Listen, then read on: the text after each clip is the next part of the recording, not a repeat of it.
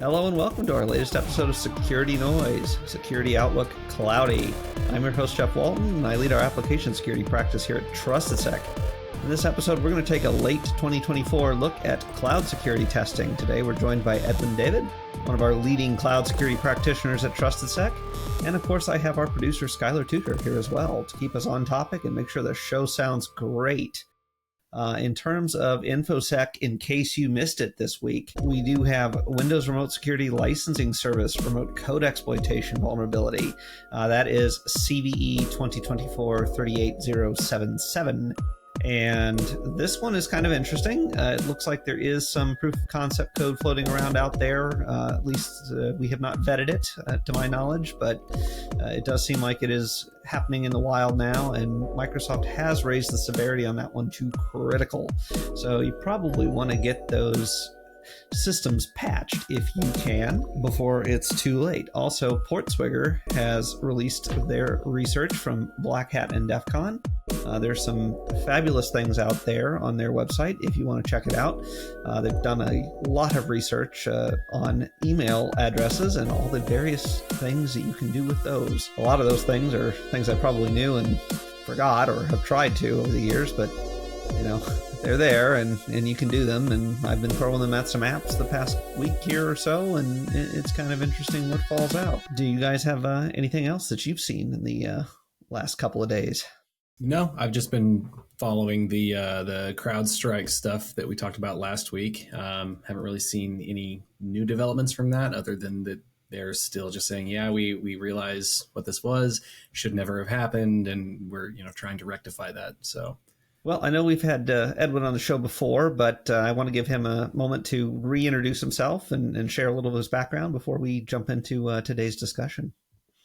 Yeah, hey, thank you both for having me on here. It's great to be back. It seems like it's been quite a while. So I am Edwin David. I'm a security consultant here in our Force Cloud practice. So I primarily do Azure Cloud penetration testing. So each week I am in a different cloud, finding vulnerabilities, interesting artifacts, secrets, you name it, and ultimately just trying to help our clients find just all the skeletons in the closet so we can get their cloud security just kind of more up to snuff. Okay. And Skylar, do you want to say hello? Sure. Hello, everybody. I'm Skylar Tudor. I'm a senior security consultant here at TrustedSec. I do web apps, audio, networks, all the fun stuff. Awesome. Well, like I mentioned, today we are going to discuss cloud, and the focus really is kind of testing and what that looks like in 2024 and how that works today. So, I'll kind of just jump in with the first really question I had for Edwin, which is, what are the current objectives most organizations are looking at when it comes to securing their cloud, and what should they be looking at? So one of the first things I just kind of wanted to go off of right out of the gate is every enterprise is in a different market. So we have healthcare, finance, banking, just even down to the normal enterprises that are just selling products. So, with all these different types of enterprises that are in the cloud, everybody's threat model is really just kind of slightly different. So there's no one size fits all. Everyone is concerned about either a particular threat actor in the wild that's targeting certain verticals like the finance sector. But I kind of have my own list that really I think resonates with a lot of the objectives that we want to go through, and we want to make sure that clients have at least some intelligence around maybe some misconfigurations around their cloud. And I think one of the first things just kind of right out of the gate is have an MFA across the board. Is their solution catching all those authentication requests and requiring MFA? Have they missed something where maybe they're doing some device platform filtering and the authentication request is not prompting MFA at all?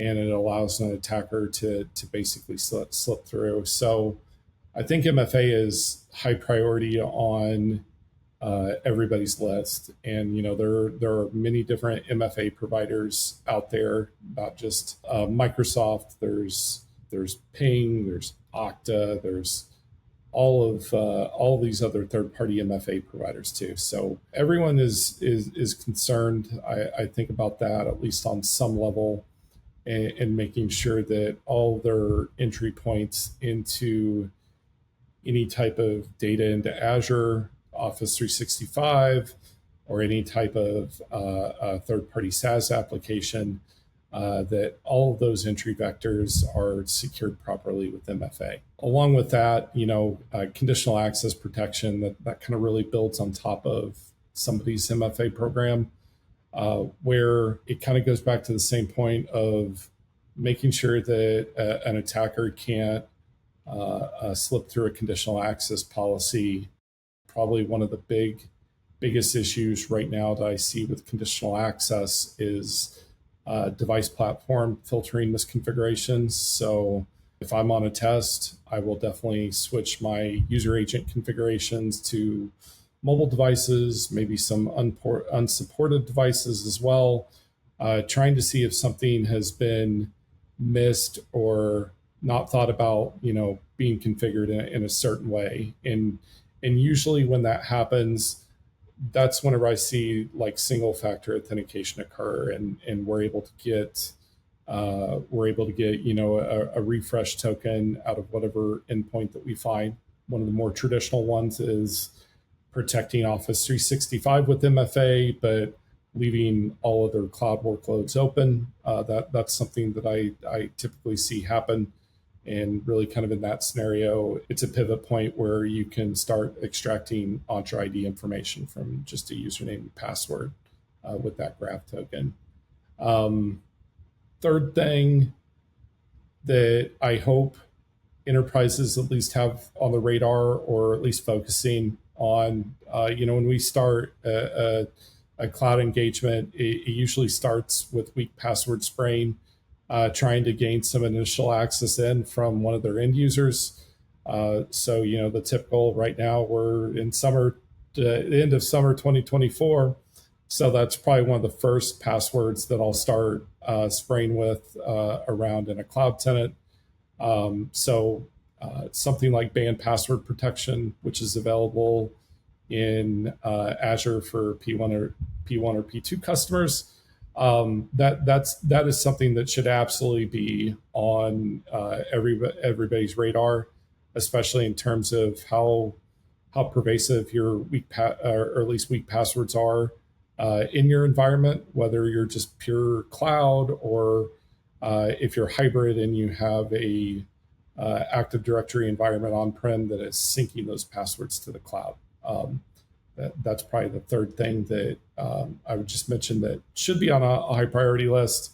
I think we all want to get to passwordless, but passwordless has a lot of hurdles to get through, mainly legacy applications that may not support it. People probably still need to know a password on some level to get into those legacy types of environments. So I kind of take more of the approach of just being a realist and giving suggestions to folks on what they can do to kind of remediate that issue. Because if they have banned password protection turned on, there's a very high likelihood that I'm probably not going to get any initial access in to a cloud environment if they're running that type of program, along with securing their users with MFA with something other than like a push notification.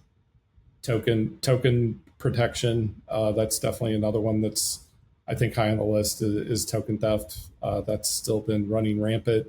It allows MFA bypasses, so whatever your MFA program is, you don't have other compensating controls like device compliance, or requiring device compliance, and like things like either native cloud join or hybrid join and conditional access.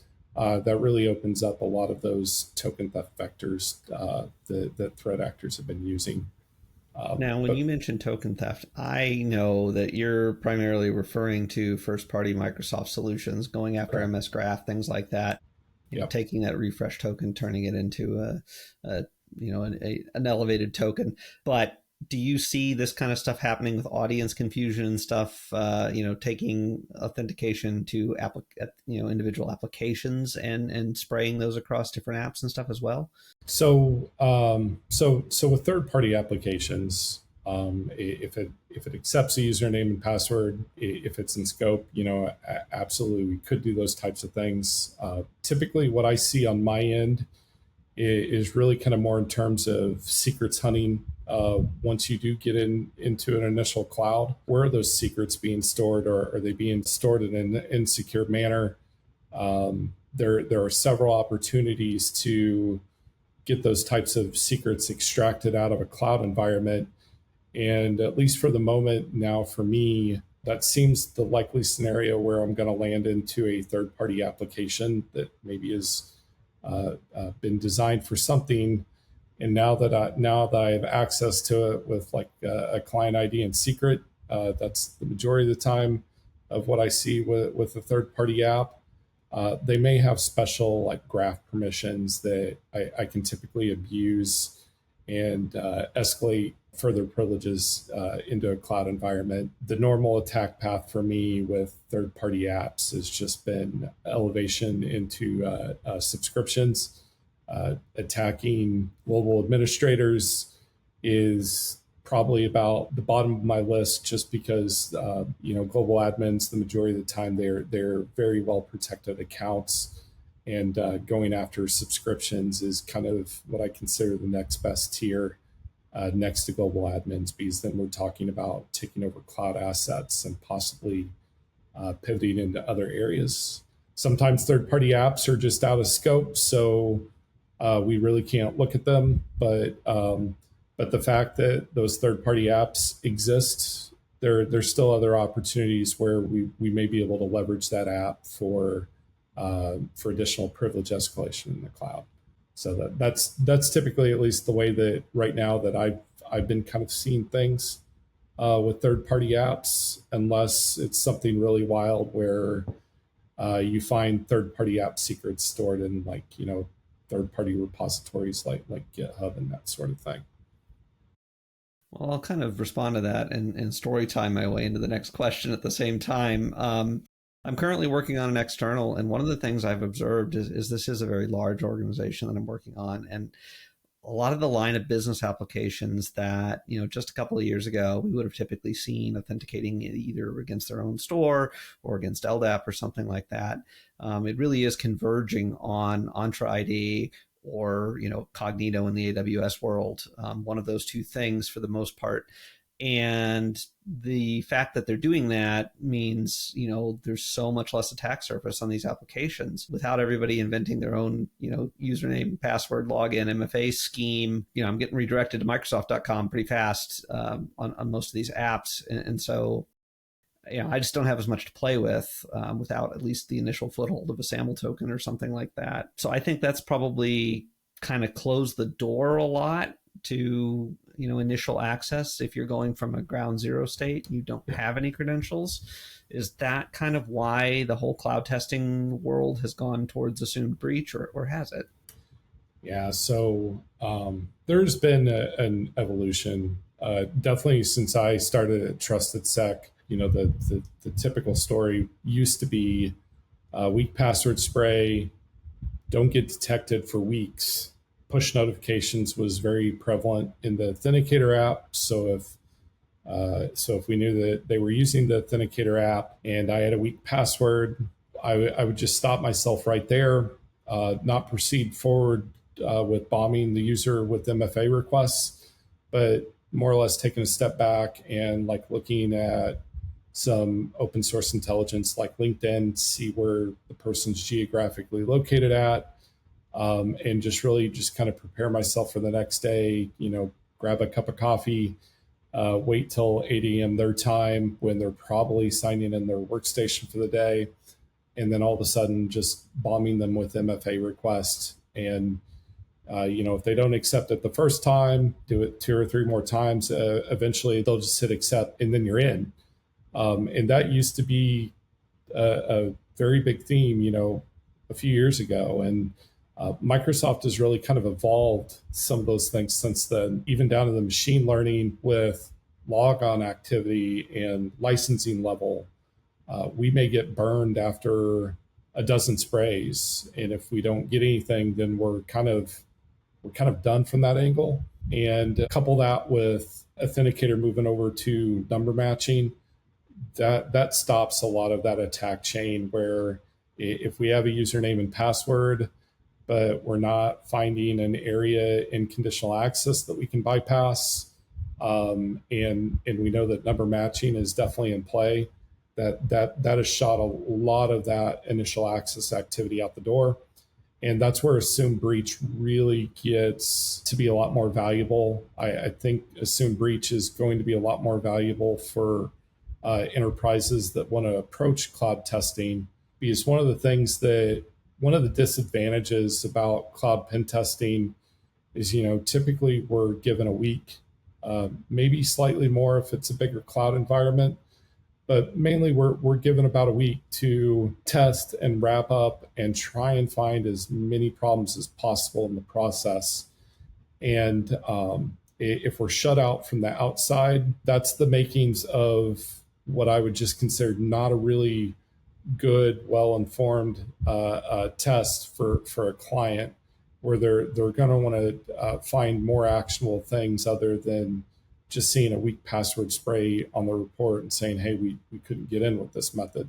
But attackers, they have unlimited time, they have unlimited resources, and those are things that we don't have during these engagements, where we can spend months and months of planning and executing that type of activity of getting in. So yes, assume breach absolutely, from my perspective, is just the way to go. It shortens down testing time on initial access so that we can kind of focus on what type of things can a low privilege user get into, what type of things can they get a hold of that you probably wouldn't want them to get a hold of. And one thing I did want to bring up is, during that initial access piece, is just really kind of where do you go once you're in the cloud. And one of the things that I'll pivot to immediately, if I'm in, I'll solidify my access. I'll add the MFA token to the assume breach account. I'll get into a tool, which I'll talk about a little bit further later, called Token Tactics. I'll flush out a token for the user and, obviously add that MFA token to the account and really kind of solidify my access, because there has been instances where I've been evicted from the network for like a day and I'm waiting on a deconfliction resolution to really kind of occur so that I can get back in and do my testing. But, once I'm in, I gravitate to SharePoint Online. And that's been really just kind of a gold mine, because there's just a lot of information that's floating around in SharePoint that is literally only protected by MFA. Sure. So you have plain text secrets and that type of stuff. So yeah, definitely in terms of time that you have with a tester, assume breach is a really good scenario to talk about, to definitely shorten those times up and get the most value out of your cloud pen test while it's going on. You did mention the number matching on the MFA. I got to say, everybody should turn that on, because, I know when everybody was doing push, you're sitting there using that application as an end user, you get that push notification. Did I do something that requires me to authenticate? You're going to click. But with the whole number matching thing, you don't have anywhere to type in the numbers. So, right away, something's up, and it's a lot stronger. So what's the kind of the state of tooling now? I know that, there's Azure Hound and things like that, but is there a Metasploit for the cloud yet? And what would it look like if there was? So right now for me, my tool sets are very, some of them complement each other. Others are just kind of more like standalone. So there's not one cohesive framework that I can work off of, at least not yet. So we'll get there in the future. I have no idea, because things just rapidly change in the Microsoft cloud, where one day you may be reliant on a tool for something, and then the next day a change may occur that may end up breaking that tool. Or in some cases, I may have to fork a tool and rewrite some code to make it work with whatever change has been made, because there just hasn't been a PR yet. But no, there really hasn't been like what I would just consider a Metasploit in the cloud. I think one tool that probably comes really, really close in terms of functionality, just because of the fact that you can use a GUI and you can also use command line, is probably DAFHack's graph runner. Because once you have a token from a user, you can put that token into graph runner.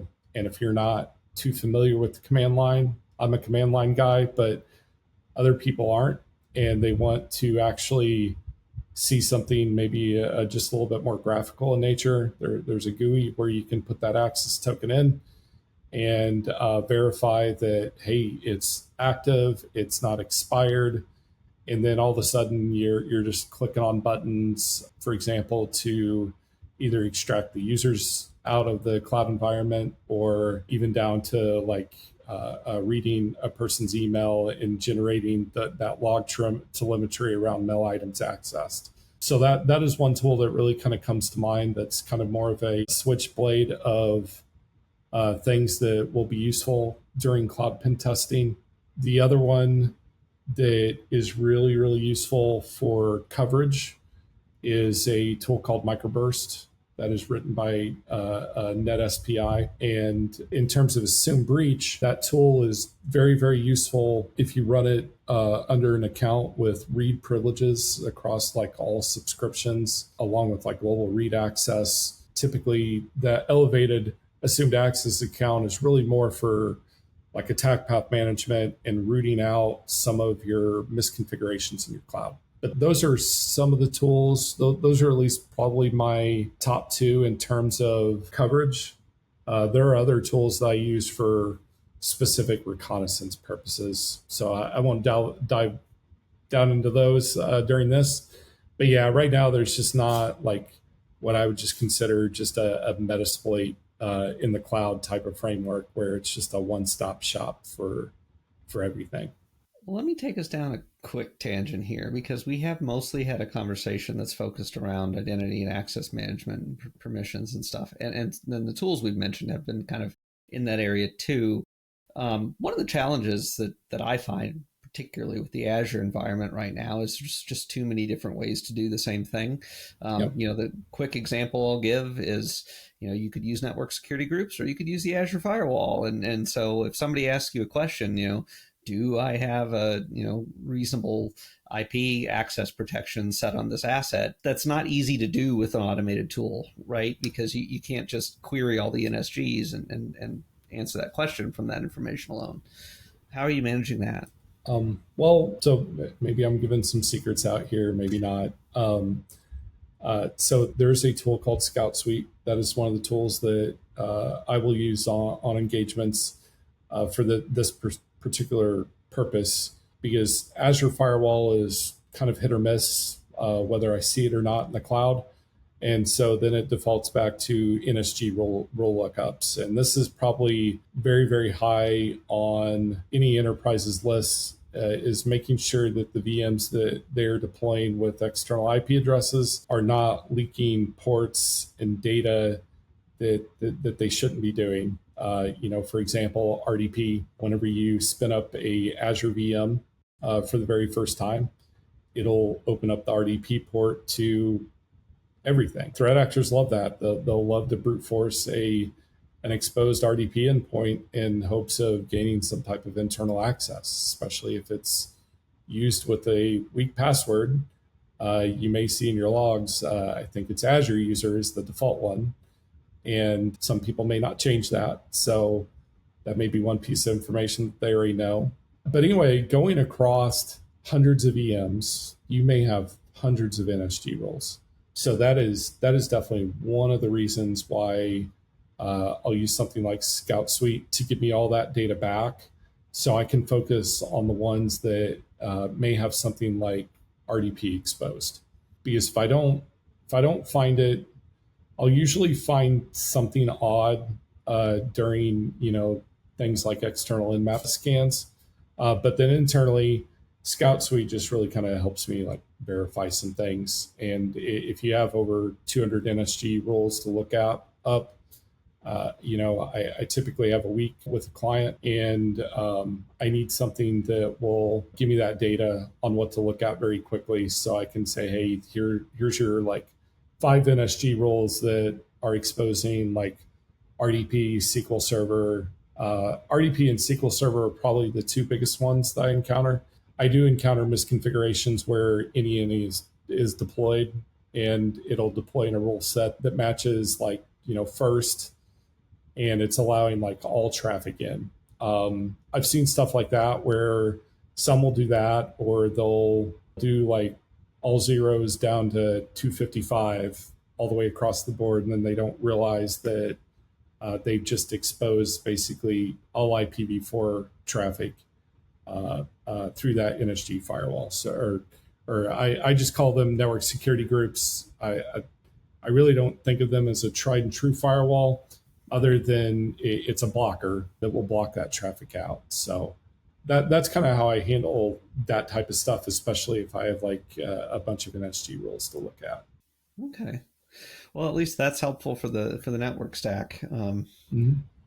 Just trying to think of different ways to figure out what the land really looks like without empirically testing some of that stuff all the time. But it seems like that's kind of where we are right now in a lot of cases. Yep. Yeah, it really is. Nobody wants to do, especially with a lot of assets, trying to manually look through some of that data would be very, very time consuming. How are hybrid clouds and like multiple SaaS PaaS environments being handled? Like, do most of them do like one test each, or for like each environment, or are practitioners rolling these into like single large, engagements, campaigns? So sometimes they're separated. We have someone that tests AWS. We have another person that can test GCP. We have people like me, my practice lead. We can test Azure. Sometimes those are together and they can complement each other.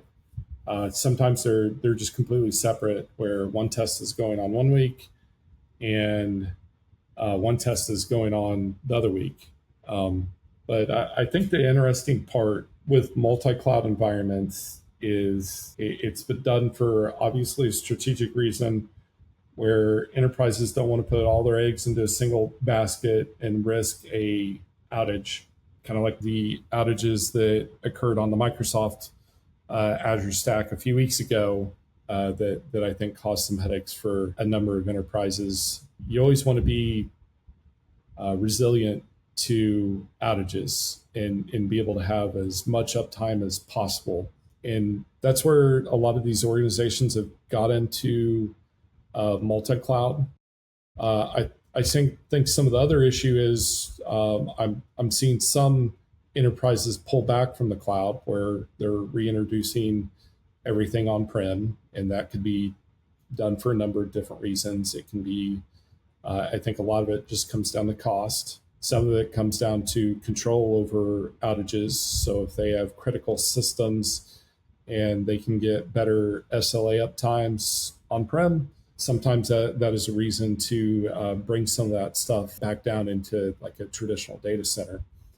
But one of the other things, and I recently read it earlier this year, was Microsoft came out with a report in this year called the State of Multi-Cloud Security. And a couple things that really just resonated with me, beyond the fact that everybody wants to be resilient of outages, is I think these multi-cloud strategies have added an extra layer of complexity to already existing operations that IT outfits are handling already. And it exposes yourself to more of an attack surface too, especially if one area of a cloud, let's assume AWS, for instance, let's say there's an exposure with an EC2 instance, an attacker has taken over an EC2 instance, and maybe they're able to pivot into the internal domain for compromise. Maybe they might be able to laterally move from one cloud to the other. So it's really expanding a lot of threat surface as well. So I think between those things, that's kind of the way that I feel with the state of like multi-cloud security right now. And nobody's been immune to just certain things. The thing that I at least have not seen right now, which will be interesting, is really just a cross-cloud supply chain attack where something comes up that affects really just what I consider the big three, which are just Azure, AWS, and GCP. That is something that I don't think anybody is really, or at least I haven't seen anything yet, but that could have some very major implications. Just really my statement there, and thinking about things, there was some really interesting things coming out of DEF CON this year, specifically around Kubernetes and Git sync like command injection and flaws.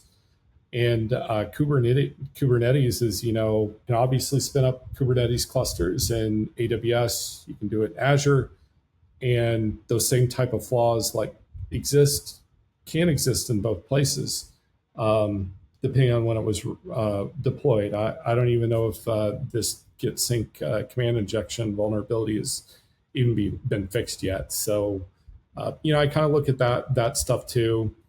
And think of broader terms of similar workloads that could be hosted on other clouds and how it can affect one cloud and the other. Because some may just be using Microsoft Azure for their IDP, but maybe they're in AWS for EC2 instance cloud workloads. So those are just kind of, I guess, my ramblings, if you will, on the way that I think about some of the state on multi-cloud security and a lot of these hybrid clouds that exist and companies are doing right now.